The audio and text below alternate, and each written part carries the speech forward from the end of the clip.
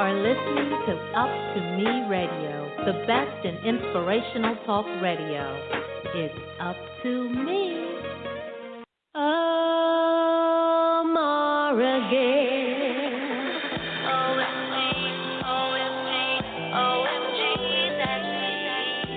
Oh, Maura Gale. OMG, OMG, OMG, that's me, yeah. We're gonna have a good time, y'all. We're gonna talk about love and life and loss. We're gonna break down that thing called hurt and pain, and of course we're gonna shed some light on being about. Listen up. There is a thing that's called education. That's where you're entertained and educated at the exact same time. Kind of like what I call being inspired and motivated, and of course I call that motivation. Lean in, listen up now. OMG, OMG, OMG. Welcome to OMG. It's the Maura Gale radio show, and I'm your host, actress, author, producer, and content creator. And you all know what I love to do. I love serving motivation because it's the perfect blend of motivation and inspiration. And tonight's conversation, I have the honor of joining forces with my husband. And you all know I get really giddy when I have an opportunity for him to join the show. So would you be so kind to put your hands together in a virtual hand clap for Pastor Jerald January, Sr. And the crowd goes crazy. That's a little effect, huh? Okay. Yes, say hello to the people. How's everybody doing? God bless you. Well, we're really excited about tonight's show for multiple reasons. One, we have been witnessing history. Yeah. You know, we've been witnessing. Matter of fact, you were watching the documentary, and we'll talk a little bit about that because he was sharing with me this documentary he was watching. It could be today. It could be modern day, like right now, but it was from 1992, I believe, right? And so we're going to unpack that, but what we want to just let you know so that we can set the intention of the show, we're going to talk about the intersection, this three-way intersection between the problem, the protest, and the peace. And, you know, my husband and I, we dialogue about quite a bit. We talk. Yeah, that's another word for talk a lot. We do. We like unpacking stuff and dialoguing and kind of understanding each other's perspective as well as, you know, what our thoughts are about movies, TV shows, songs, different things. And so we're going to start real quick just unpacking the problem. And so I'll let you go ahead and, you know, my husband, those who are members of Vernon Park know that my husband loves definitions. And those who join us on Sunday morning at 10 a.m. at Vernon Park, which is VPCOG Linwood on Facebook, those that join us at 10 o'clock on Sunday mornings, you are aware that my husband uses words and he likes to define the word so that not only you see the definition, but you really comprehend the meaning of a word. So I'm going to ask you, can you share with the people? The people. What problem means? Well, first of all three of the topics that you picked are, if these were intersections, they all be 5-lane highways. I mean, these are huge. And in the 54 minutes you have left, I hope we can just put a pothole in some of this somewhere. The first thing is a problem. Problem is a situation or a matter that's unwelcome or something that's harmful. It needs to be dealt with. Problem is. And obviously, we have a lot of problems right now between the COVID-19 and everything that's brought to our nation and the world. That's up until 2 weeks ago, that was the biggest problem we've had in 100 years. Yeah. Now we have a two-headed monster. And the one we're dealing with right now has to do with racism and race relations in America. Let me just say this about this problem. This is so huge. There's a saying I say sometimes that there are no short-term solutions for long-term problems. Right. And so shallow answers don't work with deep problems. It doesn't work at all. So all we're going to do is address them. When you have issues like this, everybody it touches so deeply. Everybody wants to say something. So this is your chance to deal with something that we're dealing with in a huge way. The problem with this problem is that it's systematic. It's systematic. That means it's a fixed plan and it's methodical. It's part of a system. And this is a very emotional issue, Maura, but systems are not subject to emotion. Say that one more time. Let me type that. Systems are not subject to emotion. Yes, systems are not intimidated by emotions. They don't change because you get emotional. You may react emotionally to them, especially when you get to a tipping point, which we did in the last few days. But emotion alone doesn't work. It doesn't work. And so there's a lot of emotion going on right now. There's a lot of headlines. It's really out there. But old systems must be replaced by new systems. The only thing can replace old systems is emotion is only temporary. Yeah. Systems, they work like apartheid was a system. And through the 1800s, the 1900s, it kept on going. So that's part of the issue. Awesome. Did you share what problem, the definition of problem? Yes, problem is a matter or situation regarded as unwelcome or harmful and needing to be dealt with or overcome. That's what the problem is. That is a lot just in itself. Mm-hmm. Matter or situation regarded as unwelcome, something you didn't ask for, right. Something you don't want. Right. So I don't even wish problems on my enemies. I don't even choose any enemies. That's because you're really nice. I really don't. And then it says it's harmful or needing to be dealt with and overcome, which means problems don't go away. They don't go away by themselves. No, they don't. Problems take effort and energy. Yeah, the civil rights, one of the anthems of the civil rights is that well-known song, "We Shall Overcome." Mm-hmm. But it says someday, because even racism, the way it's set up in the United States, it was called Jim Crow at one time. Jim Crow is not a personality. Jim Crow is a system. It's systematic. And therefore, at the same system I dealt with at 16 years old, I deal with today at 63, because even though we've been emotional about it, we've dealt with it, but not really the way it should have been. So we're going to get into that as well. I'd like to say something even related to COVID-19. The crisis, COVID-19, and how it's overextended itself in the black communities, that's predictable. It was predictable because of some systematic things. I just got to reading a great book by Dr. David Ansel, and it's called County. And it talks about his 30 years plus as a physician at Cook County Hospital. But can I read a couple things from the book? Yeah. He talks about the systematic reason why there's so much bad health amongst blacks in Chicago. He said by 2010, over 3,000 black people died every year in Chicago because they did not have the same healthcare experiences as white people. He goes on to say poor health was not just the result of random acts. Now, understand, this book was written in 2012. Listen to what he said. Deliberate public policy decisions about housing, education, parks, and streets were the key drivers of racial differences in mortality. And then he finally said, when any health disaster struck Chicago, and he was talking about diabetes or AIDS or whatever, he wrote this in 2012, he said, these communities, these black communities, suffered a disproportionate amount of morbidity and mortality. That was 8 years ago. So when COVID virus came to Cook County, it hit harder in black communities on the south and west side because there's a system set up where African Americans are not privy to the same health care and existence issues that other communities are. So that's a huge problem. If this thing comes back because of all of the gathering together in a month from now, it's going to hit harder in our community once again, and that is predictable, just like what's happening right now and what eventually happened with those that have died in the last few months, including George Floyd. Yeah.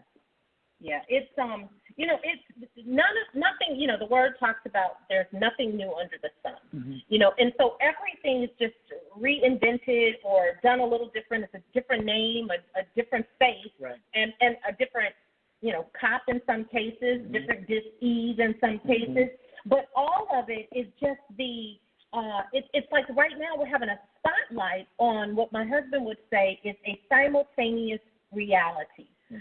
It's something that's taking place at the exact same time. And one reality, you can't believe that you're witnessing so many ethnicities on the streets, non-color, people that aren't African American on the street. In some cities, more numerous than the African Americans. That's one thing. And then you have this simultaneous reality of COVID-19, which we're not really going to unpack that tonight because that in itself is a whole nother subject. It hasn't went away, though it's not in your face like it had been, which is really interesting. We've been talking about that, how you could have a ticker tape running every day of how many people's lives were lost and how many COVID cases we have. And then all of a sudden, this racial tension happens. And it's as if it disappeared, although we know it's a problem. It hasn't went away. It's just taken a back burner. And someone, one of my dear friends, I believe it was Erin, she said somebody was saying something to her. It's like you're having this problem, which is COVID, and there's a fire right behind you. You have to attend to the fire. And this racial tension is now the fire. So let's talk a little bit about the problem. The problem. Racism, the problem, not having clear and precise intentions or plans for what we want the outcome to be, the problem, not taking the time to go beyond elections for our president, but participation in the elections for our senators and our House of Representatives members. We need to go beyond the conversation of just making sure that we have a president that we want in office, because the president doesn't make the laws, and the president can't do anything without those two branches of government working with him, right? Well, the thing that is so interesting about what's happening in 2020, because this problem is not new, it is as old as our nation is that because of technology, like the technology we're using right now, more people are actually seeing it. And it's hard to change the narrative when it's right there in your face. I don't know many black men my age. Actually, I don't know any black men my age that doesn't have a cop story. And again, I'm not anti-cop. My son is a police officer, and there are many police officers that attend our church. I'm just saying the system allows for certain things to happen to blacks. It started happening to me before I got to junior high school. I was attacked by a cop. So we understand what it is. But the reality is that when I played football in college, which was a school that was 93% Anglo, most of my classmates didn't even believe the things I would tell them that happened in Detroit, because it never happened to them. Never happened to them. So what's happening now is there's an ability to see it. That problem is not going to disappear just because of the marches. This is a response. The response is simultaneous. It's good. I don't know the way to say this. Right now, it's popular, or we're on TV and we're black and we don't have to sing or play basketball. There's no sport. There's no tap dance. They don't do anything but be African American. That's it. And because there are we only have one job right now. Be black. Be black. And be real. Yes, now, authenticity. Everybody's not going to be that. Some people will use this as a microphone opportunity, that type of thing. But the truth of the matter is, if enough people address the problem, then we can start dealing with our second topic later on, which is protest. What that really is, why it happens, because there's this line that goes in. And the first thing is the problem. That's the first, and so it's real. It's always real. My new book I'm writing right now called The Joshua Process, it talks about a lot of that. But back 25 years ago, I wrote a book called A Second Time, and it was about racism in not only in America, but the Church of America. And the Bible says in Jonah 4:1, and God spoke to Jonah a second time. The reason he had to is because Jonah was racist, and he did not want these people that he couldn't stand to ever find the grace of God. So again, here we go. It's just simultaneous reality. This is a perfect storm. There is nothing else in the news except for reality. This is real reality TV. This is real reality TV. So how do we respond to it? And some people are responding in anger. And most African Americans are frustrated, tired of being tired, hoping that this time will be the time that makes the difference. So we're hopeful. We're also irritated that we're still seeing it, experiencing it. But modern technology, and this is what's so interesting. There are some things about modern technology I dislike. But there's this right here, these modern day lynchings, being captured, murders taking place before our eyes. And you guys remember back when Rodney King was assaulted in the street, they basically said, who you gonna believe, me or your lying eyes? Right. In other words, they just duped us. And half of that I've discovered is because the police unions have certain rules that basically protect the cops. Yeah. And until those kinds of systems are overturned or rewritten, revised, and or stricken from their playbook, this will continue to happen because there is a clause in there for them to protect the officers. And please, as he just shared, my son-in-law is a cop. So this is not about cop bashing. This is about those cops who literally intend to do people of color harm. And that color is not just African Americans, that's our brown brothers as well. And that's unfortunate. Yeah, Maura, here's what we need to understand. Systems use whatever is available to move it forward. They don't care if it's a church, cops, politicians, because basically in a society like ours, if you really want to know what the culprit is, just follow the money. Right. Because money solves all things. But if you want to really know what's happening in America and why things are the way they are, follow the money. Yes. Follow it. It'll lead you right to the hand inside the puppet. Yep. Because there's always somebody. Mm-hmm. Somebody's manipulating the puppet. And we have to pay attention, so we're going to go ahead and segue into the protest in a moment. But part of this problem is us not defining what we want. That's the last one plan. Yeah. We cannot, and this is one of the biggest problems we have. We have this problem with keeping our money in our community. We have this problem with ensuring we support black businesses.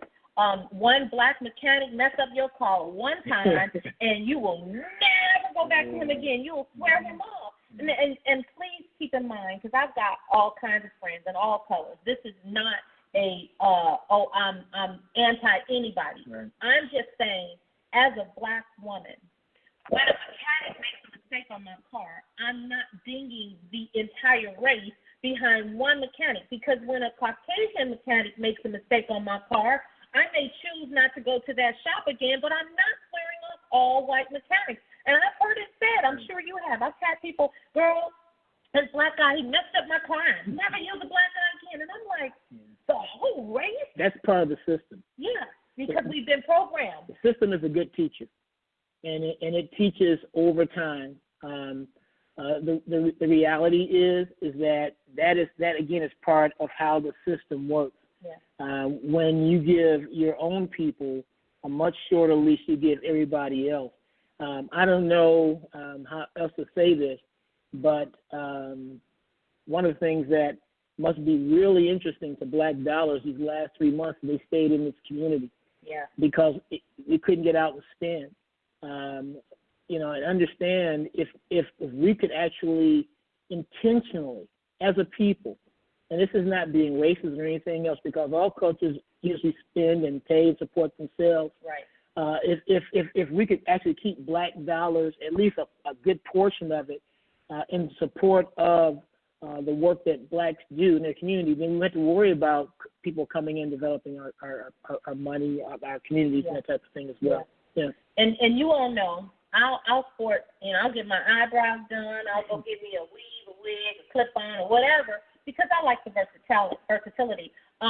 But you won't see in an Asian community a Black-owned nail shop. You won't see a soul food restaurant in a Korean neighborhoods. There are certain things you just won't see. They won't even allow us to do that. But in our communities, we have all of those things. So that is also a part of the problem, because if we're not supporting our own businesses or we're writing them off for one mistake, and then we are supporting everybody else, we're helping them build up their culture, their family. They're sending their money back to Mexico or back to China or back to Korea or wherever it is that they send their money, but we're not doing that. And we wonder why we don't own anything. And again, systems. You did a message once, sweetheart, and I was telling somebody about it the other night. We were in church, and you were sharing a message about the disadvantage, and you pulled Pastor Frank and Pastor Quincy up to demonstrate it. And he said, okay, I'm going to have you two guys, and this is just, I want to explain this because these are the disadvantages. And for my friends that are not African American, I want you to understand how the systems are set up. So he put the two pastors side by side, and he said, when you leave this area, I want you to run over into that room, and there's going to be, was it money? Yes, it was a prize, money. It was something substantive. And so he stood them side by side. Then he said, oh, you know what? I'm going to move you back. He took one of the pastors, Pastor Frank, and he moved him back, what? I don't know. About 20 feet. 20 feet. And he said, okay, now this is what I'm going to do. And the example was, the systems are set up so that even when you're as qualified, even when you have the same education, even when you've got the same skill set, when you go up for the job or you go up for the position or you're seen on the street, there's always a disadvantage. So this one pastor was standing, 20 feet? 20 feet back. 20 feet in front of the other pastor. Then he said, okay, on your mark, get set, hold it. He said, you know what? That's still a little too fair. So then you put a blindfold. No, I made him turn around. Oh, no, I thought you sent him at the last. I thought you put the blindfold in there. Yes, I did. Yes, you put the blind. See, I know the story I'm telling. No, because I was listening to it and he was teaching it, but it was seared in my mind. He put a blindfold on the young man and he said, "Okay, now you're ready. On your mark, get set." Then he said, "Oh, wait. Then he turned him around. He spun him around so he was dizzy and didn't know where his bearings were. And then he said, "Now go." Of course, the person that was 20 feet ahead, who didn't have on a blindfold and wasn't discombobulated because he hadn't been spun around, he knew exactly how to run into the next room, grab what he needed, and come back. Why are we sharing that? That's a part of the problem, which is why when we grow up, our parents tell us, you have to be twice as smart, you have to work twice as hard. Remember, this is just regular conversation, as regular as it is to tell your African American son or daughter how not to address or how to address the police officers. When they pull you over, everybody knows 10 and 2 are hands on the dashboard. Everybody knows don't do anything sudden, don't do it quick, don't jerk, don't look like you're reaching for anything. You wait till they come to the car and they ask you for your license and even then say, hey, my license is in my glove compartment. May I go over there? And even with the word sir, as I shared last week, with George Floyd saying, sir, I can't breathe, which when he was saying that's respect, kind of like, look, I'm in a vulnerable position, sir. 2, desperation, because prayerfully, my sir might be the plea that that you need to hear in order to get up off my neck. Sir represented for me, the acronym I chose to call it was SAG, incomprehensible reality. That in his last few breaths, he had to say, sir, to the person to try to get him to get off of him. And, of course, we know how that all played out. But there's an emotional searing that took place just witnessing that, us as a people and the conscience of America. But all of those things are true. Let's go ahead and segue. Right. Unless you have something. No, I was going to say, I noticed that you didn't put not in there. Systems are not subject to emotions. Yes, oh, I got it. Okay. I'll fix that. Thank you, my love. Yeah. And please understand what we're saying, that we want this whole hour to be productive. Problem number 1, protest is number 2. What's a protest? A protest is how you express disapproval of or objection to something, how you express your disapproval or objection to something. What's happening this week? It's not new. in my lifetime, I've seen this over and over again for almost the exact same reason. 1965, Watts, Los Angeles. Yes. Young man is killed. 2 young men pulled off the expressway by a cop. One's beaten, killed. Riot starts. 7 days, people killed, things burned. 1967, in my hometown, I was almost 11 years old. I never forget it. Young man killed behind a nightclub. And by that weekend, part of the West Side started burning, and it burned for 7 days for the exact same reason. The year later, Dr. King was killed. It happened around the country. 1992 in Los Angeles.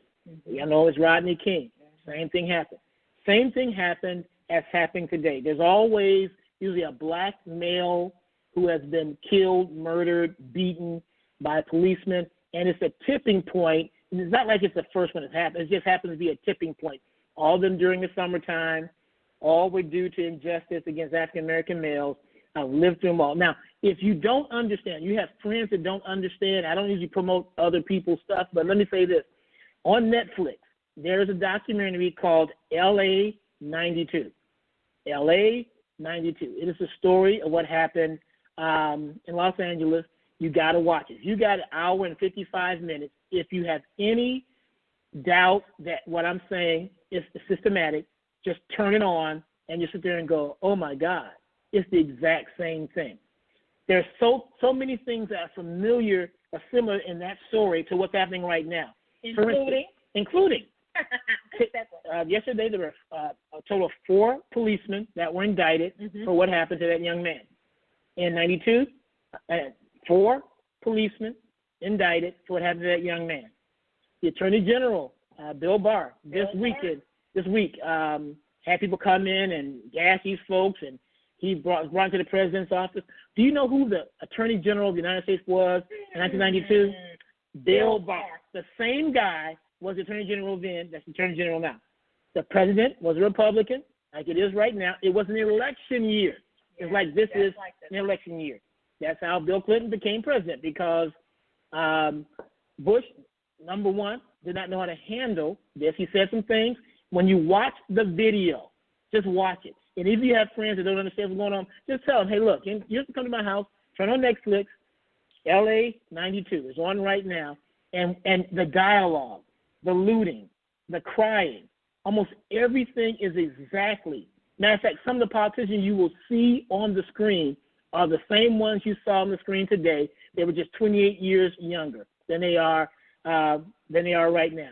The exact same thing happened. America responded the exact same way, because what tends to happen after a problem becomes too heavy for a group or society, the next thing that happens is some form of overt protest. And so this is not new. I don't know why folks get all upset and say, oh, they broke windows. Watch the video. I lived through it in 67 in Detroit. There is nothing different. It is how folks respond to this type of situation.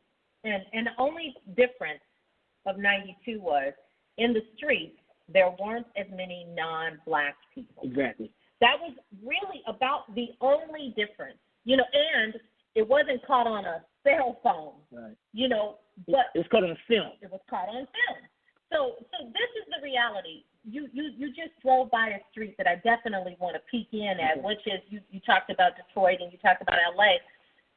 When we do these protests, and granted, for the most part, they're peaceful protests. Mm-hmm.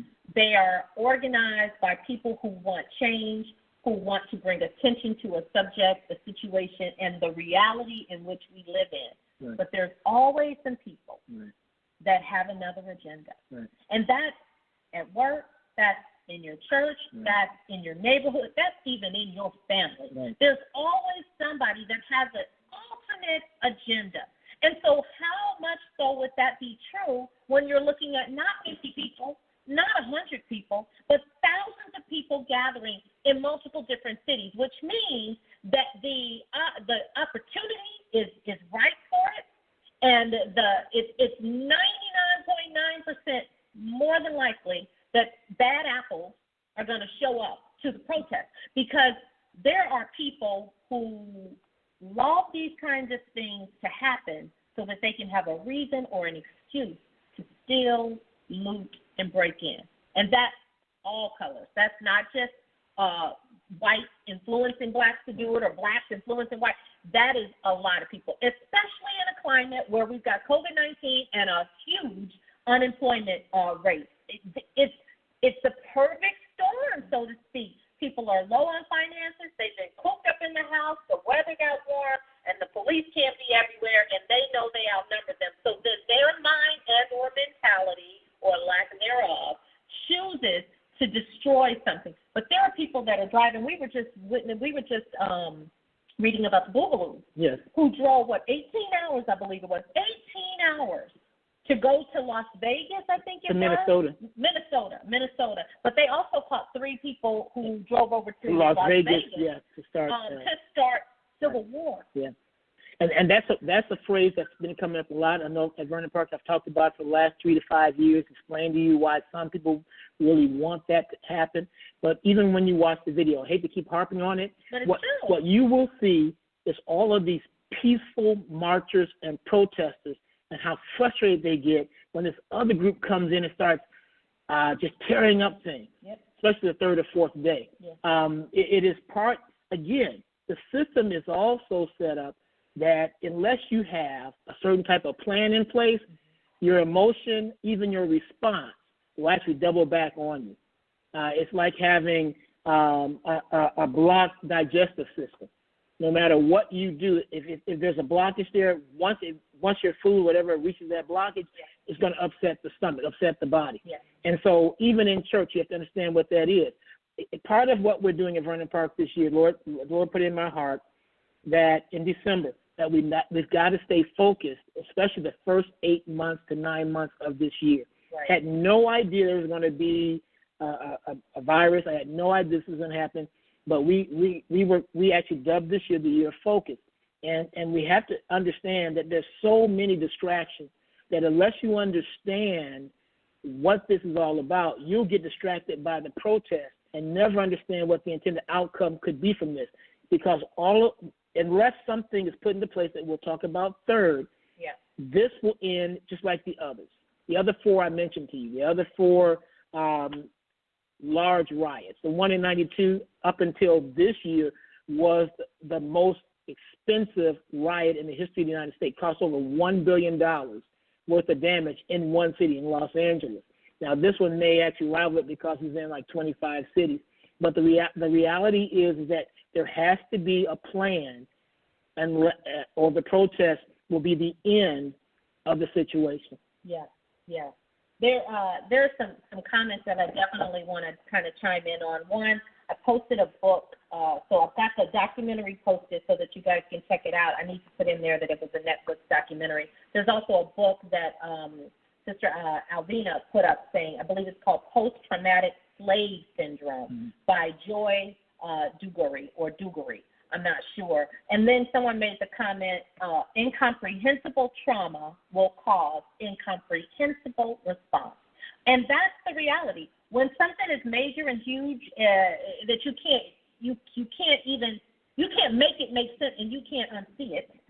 So your brain is trying to process, how could you do that? Because it's so inhumane. But let me tell you, watching something that happens that inhumane not only does a number to cause you to be angry and frustrated, but it also sears something else way back here that I think people aren't paying attention to, which is when you treat something like it's inhuman, you begin to believe it is inhuman. It's kind of like how they duped us with television, and I talked about that a little bit last week on OMG, how when you saw blacks always killing and stealing and robbing people, then you began to clutch your purse. Black people did it against black people.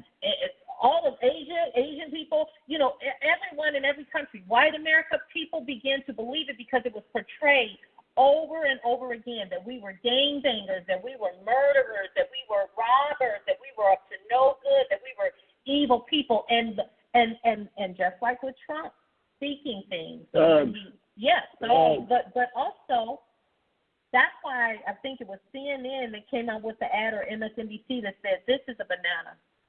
It will always be a banana. And no matter how many times you call it an apple, it is still a banana. But he frames things, and people believe it. He framed that when Kaepernick kneeled, it was about a disrespect of the flag. We all know that wasn't true, but he said it. And Drew Brees just apologized today because he was against it, saying, I still don't believe in the whole, flag thing. It's a disrespect to the flag. But he got checked real quick when he got the backlash. Not the time. You're on the wrong side of history. And I can name a couple of people that were on the wrong side of history when Obama got in office, Smiley and Cornell. But that's what happens when you're on the wrong side of history. You got to know when the movement is happening. You got to get on board. Not get on board just to be joyriding, but get on board to be an impact and influence to the actual reality and the outcome of the situation. Right. So again, as Maura was saying, so much of this pain is cumulative. Being in my 60s now, I keep harping on that. It's happened so much in my life that when it doesn't happen, when there's not racism, when I'm not stopped by the cops, when I'm not followed in the store, and I actually think that's what surprises me, and there are those that think that that's all right because, we got to watch those people. Or one of the greatest insults people say to me is that, well, you're a different kind of black man. I remember telling one guy, so how many black people do you know? How do you know I'm different? The only reason why you know I'm different because you work with me, you have to deal with me every day, and it's been proven I know a whole lot more than you do. So again, that whole idea of having the response, which comes out to be this sort of the riot or the protest, it's a natural response to this long-term issue, and every generation deals with it. Yeah. I've lived through all of these from 65 to now, but they all start the same way. Yeah. The overt mass response is the same because there's only so much you can do. Because if you're not part of the working mechanism of the system, right, you can yell at it, but you can't get into it. Yeah, that's true. And one of the other things that you talked about, dear, I believe it was last Sunday, and you were talking about how when Detroit was destroyed, it was never rebuilt. Never. And I think about L.A. There are parts of L.A. where the riots happened. Those communities never saw another thing. I was discussing with my good friend Sharon the other day, and she was saying how the Jewel in Hyde Park, they're building up the whole Bronzeville area. She was saying, they hit the Jewels. They waited 40 years to have the store there in a primarily affluent African-American area, and in an instant, you're destroying it. There are people that work their whole lives for these businesses, and we allow people to come into our community and get us so angry that we're participating in our own destruction, our own demise, our own progress. That has got to stop. And I was sharing with my husband, I said, if I had kids, I know they'd be in the street because, they'd be in the street. If I had biological kids, they'd be like, okay, let's go do it. But what I also know is I'd probably tell them to get off the street in the evening because what's going on now we've never seen before, and the temperature is a little different, and there are people that have infiltrated the movement under the guise of being for the movement. And the only way to see a spade for what it is and to expose what's going on sometimes is to let all the bad elements roll at night. Y'all want to go break into something, y'all want to go lose something, then y'all do that at night. But in the daytime, we're doing peaceful protests, we're sharing our expressions, and we're doing what we know to be things that are helpful during this movement. I just want to remind those that are on social media, if you're finding this message to be empowering or informational, please feel free to share it with your followers. And honey, is there anything you really want to share anymore to the protest aspect? No, let's get to the last one so that people can call in that last 15 minutes. We definitely want people to be able to call in. Let me give a phone number. If we say something that you want to be a part of the conversation, the phone number is 347-324-5246. You'll press 1 to be entered into the queue if you've got something that you want to share on this last part. So we're going to talk about the peace aspect because, you know, you could talk about the problem, you could talk about the protest, but how do we get to the space of peace, or what I call a piece of peace? P-I-E-C-E or P-E-A-C-E. I wrote a book called Beyond Blessed, and at the end of each chapter, because I talked about some traumatic things that really happened to me growing up in the inner city, the gang violence, my situations as well. And when I talk about them, because I'm unpacking such darkness and I'm unpacking things that are in my rearview mirror, but they're in someone else's present mirror because you're reading it, I wanted to leave the readers with an antidote, if you will, a hopeful moment to share with them what I gleaned and what I gained from the chapter. And so at the end of each chapter, there's a section called A Piece of Peace, P-I-E-C-E or P-E-A-C-E. And so we're going to kind of unpack some of the pieces of peace, if you will, and I'll defer to you because you're smarter. Yeah, right. That's how you say married people. Yeah. If you look at all the situations I talked about earlier, the one thing that was missing or that was actually implemented was a plan. You want to have peace, there has to be a plan. Each of those, 65, 68, even up to right now, there was no plan, a detailed proposal for doing something or achieving something. That's what a plan is.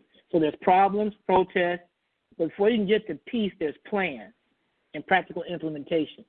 Without a plan, there's no progress. If you don't have a real plan, you have no real progress. And that's something that I pray that this generation, which is much wiser, smarter, more educated than my generation was, that they will actually come together as a group somehow. 1,000 people can meet at one time just through a Zoom. Yeah. And some of those that have answers. I'm not talking about sending me a check. I'm talking about some real answers to address the whole issue. So there has to be a plan. No real plan, no real progress. We wouldn't have salvation if God didn't have a plan, because salvation was a result of a plan. True. So to get to peace, there has to be a plan. I want to read a question that someone asked you. Bill Russell asked the question, Pastor, what is the difference between a natural response and a reasoned response? That's a good question. If you had an hour and a half, I would actually do that. But let me just give you the short answer. The short answer is this. A natural response is a knee-jerk or a response that happens within your nature. Mm-hmm. A reasoned response is what happens cerebrally. Yes. When I was getting off the plane, one of the last flights I took, I was getting off an airplane, and there was a lady that was upset that people were walking past her and not letting her out of her aisle as we get off the plane. I never saw her. She was a short lady, and I turned to get my bag, and before I turned around, she elbowed me in my chest. And then she stood in the middle of the aisle like, she was some sort, like she was Mike Tyson. Now, my natural response was to knock her out. I mean, because when she elbowed, it didn't hurt, but it was like, really? You let off? It didn't really mean he wanted to hit her. Yeah, but my natural thought is to swing back. But my cerebral thought, my reason response was, no, let her go, because the issue will turn into a mountain if I do anything besides just look at her and say, okay, go ahead. I just waved her on. So that's a very short answer to a very big question. Let's get to peace. What is peace? Peace is defined as something being free from anxiety, free from distress, to live in serenity, or to have what's called mental calm. What is so interesting in the last 20 years, every time there's an insurrection or a raising of awareness, the young people yell, no justice, no peace. No justice, no peace. In other words, unless this is done the right way, nobody's going to have any peace. So what is peace? Is serenity. You have to remember that culture determines belief, and belief determines action. And so the reality is that all of this is, we all live in the United States of America, but we come up under different cultures. So this is a huge issue, and it's going to take understanding and also an open mind to get to that peace area. If you want to have peace in your home, you have to learn how to discuss. It's easy to fuss. It's more difficult to discuss. And so that's because everybody's right. Yeah. Everybody's right. but the reality is, how do you have peace in your home? Right. And so, unless we want to divorce from each other culturally, which is not going to work in the United States of America. Yeah. We're the ununited states, and that's played out itself. And I understand being upset. I mean, I was a leader of a very, very large evangelical group at one time, and because of so much that I saw, I had to get away from it for a while because it wasn't genuine. It wasn't at all. But the reality is that there has to be those that are willing to sit down, Drew Brees and others. Let me help you understand what this is. Yes. Your ancestors weren't the only ones that fought in the war and died. I mean, my ancestors did as well, but they were never privy to the GI Bill. They were, thousands, hundreds of thousands of black men that fought in those wars were not allowed to have the GI Bill when they came home, unlike others. Yeah. So throwing that in our face. We fought, bled, and died just like everybody else did. So we have to look at this thing in order that we all may have peace. Yeah. There was a phrase that I heard someone say, if you want peace, work for justice. Mm-hmm. And it was a phrase that Pope Paul VI said in the 1970s, which of course still rings true today. There's also the reality that there's got to be something internal that calms your feet. Mm-hmm. You got to know what will calm your insides, because stuff is always happening. Things are always going to be in turmoil, or there's always going to be a new problem, or there'll always be somebody in office you don't care for, or you didn't elect, or there's always going to be a problem with people. Right. Because we're human, and that's what happens. But you've got to know where that center comes from, and you've got to know how to activate it no matter what's going on around you. No matter who you're around, who you're in front of, you got to know how to be able to do that. And let's go ahead now that this radio show is an hour, but it feels like 10 minutes sometimes, because there's so much that we could just extrapolate. We could just squeeze all the juice out of these grapes. But let's talk a little bit about how we get to this place called peace, especially as it relates to our current modern-day situation. Let me check and see if we have any callers. Let me mention the number again. The phone number is 347-324-5246. Press 1, and you'll be entered into the queue, and then we'll call out the last 4 digits to welcome you to the conversation. But let's talk a little bit about that. We've been hearing more people, and he and I have been talking about it. A lot of our friends, non-black friends, have been calling and saying that sorry, or, not that it's bigger than the word sorry. So they're not just saying, oh, I'm sorry. It's not that. It's that they understand the weight and the gravity, right, and the breadth of what we've been experiencing as a people of color. And as a courtesy, they've been reaching out and extending themselves to us, not to patronize us or diminish the weight of the moment, but to let us know not only do they stand with us, but I want you to see a word to let you know I'm here, or hear me say it, because these are people also who it didn't take a movement like this to have these conversations. Right. We've got a friend, a good dear friend, Max Franklin. Max Franklin is one of our dear friends, photographer for our wedding. This gentleman, long before all of this happened, we would have conversations. We've had a many conversations where he's just in tears because he sees through corrective lenses, not rose-colored glasses, what we've been experiencing. And he doesn't use this phrase, which is offensive to me. I'm colorblind. Max never says it, which I told people, no, I don't want you to be colorblind. I said that in the show, I think, last week. I said, I need you to see color, because it is only in your seeing of color that you see that the color of my skin is treated differently than the color of your skin. And I know people mean, well, when they say I'm colorblind, I don't say, what they're trying to say is, I don't see the difference between you and me, but that's not what I want you to see. I need you to see with 20/20 vision, X-ray vision if you can. I need you to see what happens when we both walk into a store and we go separate ways. You keep an eye on me and watch how the store owners will keep an eye on me too. You need to see when I am with you at a restaurant, how when I'm with you, the waiter may not even have a conversation with me, and I for your meal. I need you to see when we're at the airport how I'm attended to versus how you're attended to, or at the doctor's office, or in the grocery store, or wherever I may happen to be, how I am treated versus how you are treated. There are 4 million answers to this question. But like I said to Max the other night, I appreciate that we have a genuine relationship. Yeah. That's really what it comes down to. You're going to treat me any special, and I treat you. We're not going to see things eye to eye, but the reality is that we have this genuine relationship. Someone asked a question up there. I heard a young person ask a question, and it fits into the question you just asked a few minutes ago, how we find peace. It's understanding that we can all win.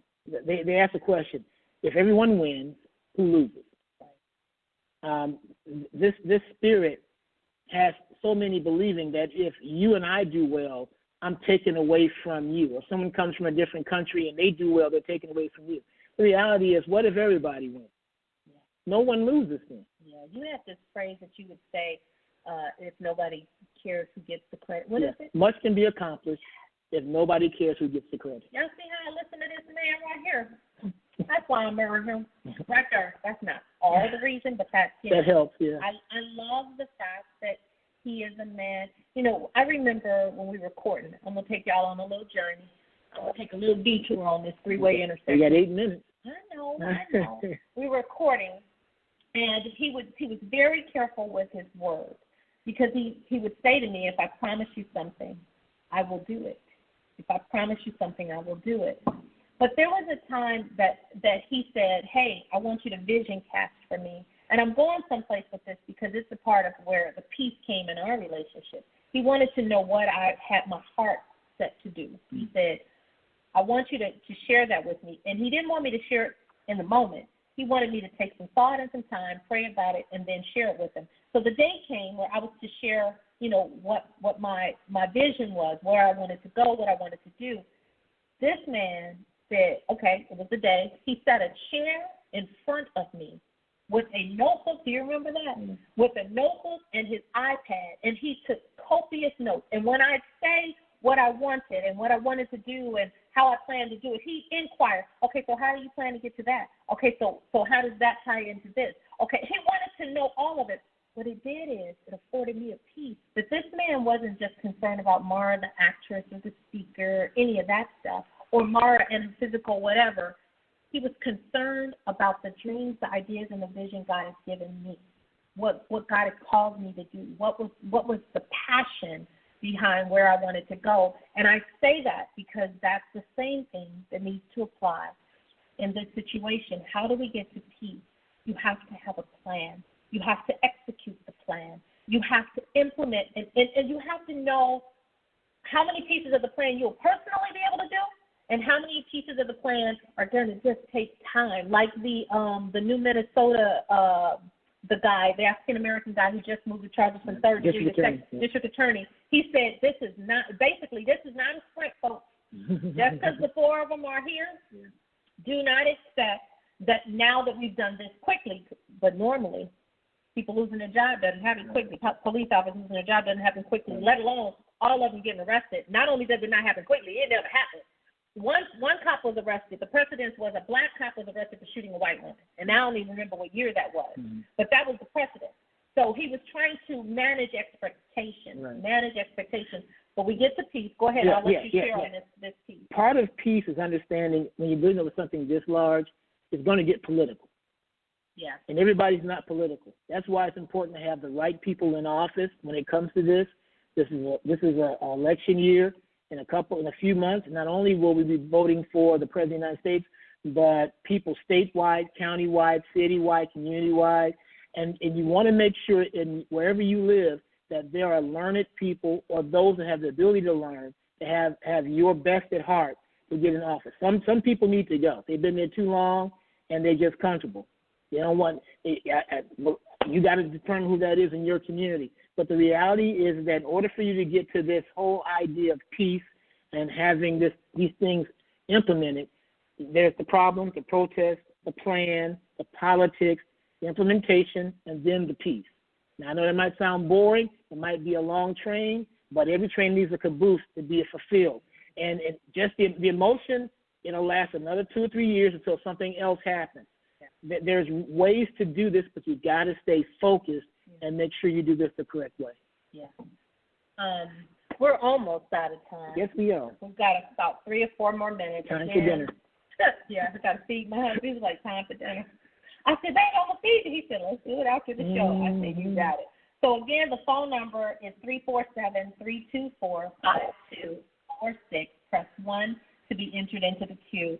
We may not have time to take the call, but if a call comes in, we'll try to take it. And I'll share a little bit if there are some people that wanted to ask a question online via Facebook Live. Please feel free to type your question or your comment at this time. I can go ahead and read some before we go ahead and close the show out. There's so much to this topic, as you can tell, but the intersection means that you've arrived someplace new, and that there's lots of different areas or streets or doors, if you would. Back in the day, there used to be some TV show, door number 1, door number 2, door number 3.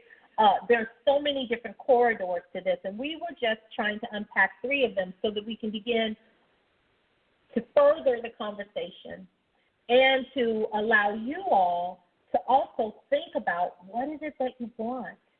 What is it that you'd like to have happen? Yeah, we want justice because we know justice will afford us that peace.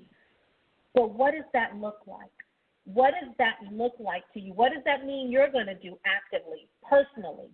What are you going to do? Not just voting in the election in November for the President of the United States, but what are you going to do to ensure those other positions, those positions that matter even more than, in most cases, the presidency? What are you planning to do? Are you going to get involved? Are you going to make sure that you donate some and dedicate some time to someone's campaign or some funds to some things?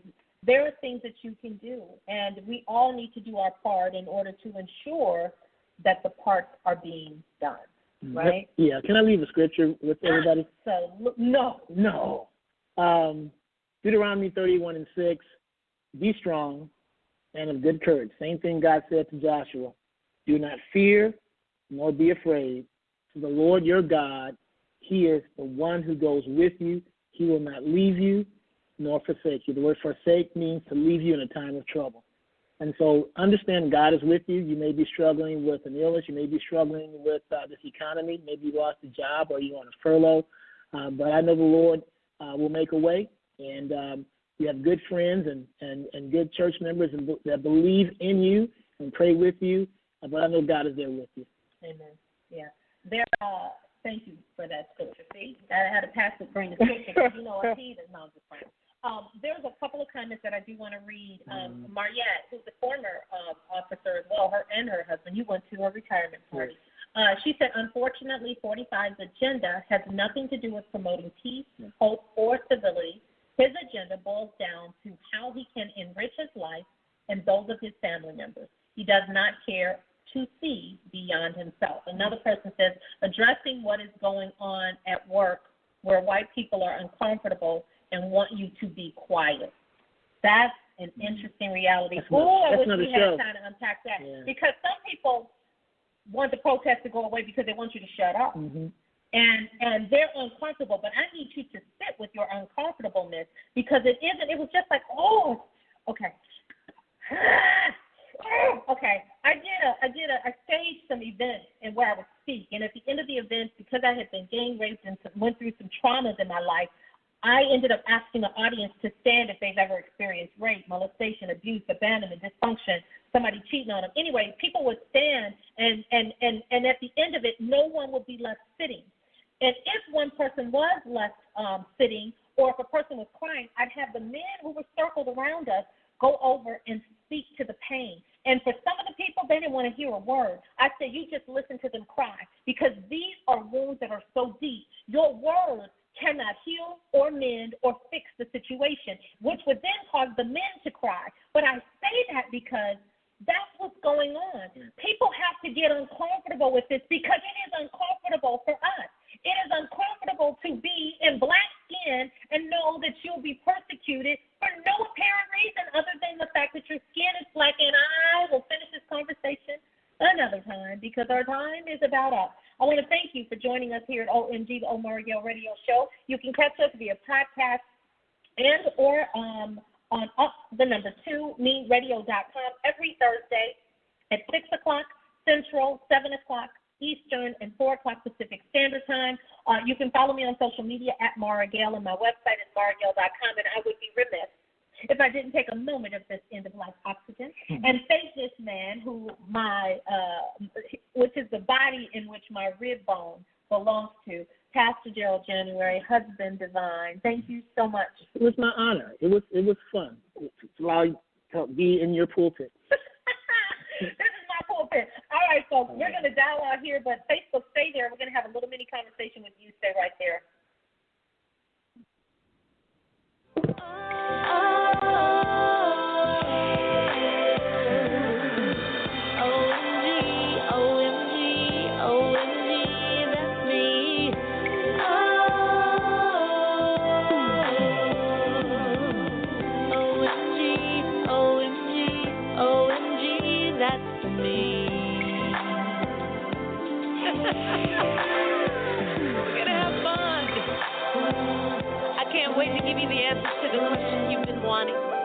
Everyone likes to be heard and then listened to. So we want you to set your dial to OMG on Thursdays at 7 o'clock p.m.